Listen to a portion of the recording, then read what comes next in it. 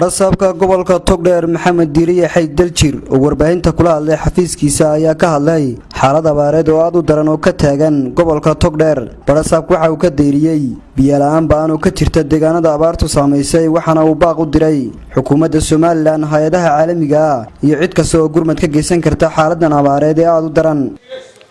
abaar xun baa gobolka jirta oo og 2017 kii ahayd abaarta muddo 3 bilood ah gobolka Togdheer tuulooyinkiisa inta badan biyo la'aan baa ka jirtay, laakiin maalinta ka dambaysa way ka sii daraysaa. marka hore dadku 100% way guureen oo waxay galeen kilalka shanaad, waxna buurtay galeen. in yar oo dadkii hadhaadiga isqaad kari waayay baa tuulooyinka ku hadhay badidooda. laba bowladood oo waaweyn oo 120 qaada gudida abaaruhu u soo dirtay oo ka shaqeynayay dadkii ku hadhaadiga ahaa ee ku hadhay tuulooyinka mudooyinka 2 bilood iyo dheeraada ay ka shaqeynayso xukuumaddu ay ku tala gashay dadka ku hadhay dhulka inay haraadin.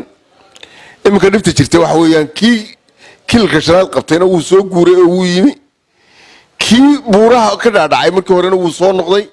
deedna waxay noqotay dhulkii oo biyala iyo dadkii oo yimi baadka laftiisuna aad iyo aad u liito. markaa biyo la'aan iyo baad la'aan labadaba ka jiraan. halkan mar hore waxaanu ka qabanay baaq baanu ka diray abaartaanu ka warramayno waanu cid kasta aanu ka codsanayno in mataqaana abaarta nala gurmad galo. jawaabta xukuumaddu ay keentay markaa booyadahaasay noo keentay. booyadahaasu iminka way shaqaynayaan. xarumaha bidu waliba maalintii ilaa ama 6 tuulo ama 7 tuulo biyo gaarsiisa. waxa markaa nasiib wanaag maalintii dhaweyd khamiistii u dambeysay golaha wasiirada oo shir gudoominaya madaxweynaha jamhuuriyadda qaranka iyo madaxweyne ku-xigeenku go'aan lagu gaadhay in gudidii abaaraha dib loo abaabulo oo gurmad ballaaran laga sameeyo inta dalka Soomaaliland ay abaartu hayso oo gobolkeenu ka kow yahay.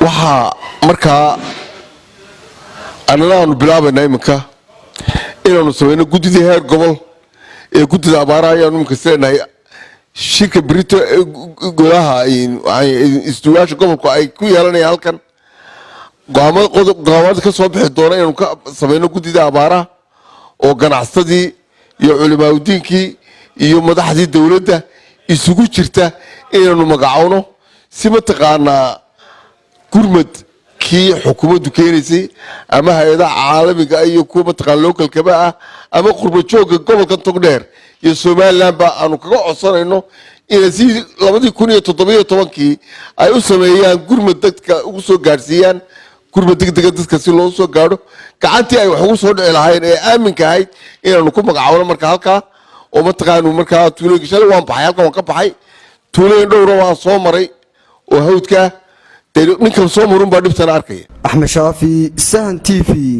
Burco.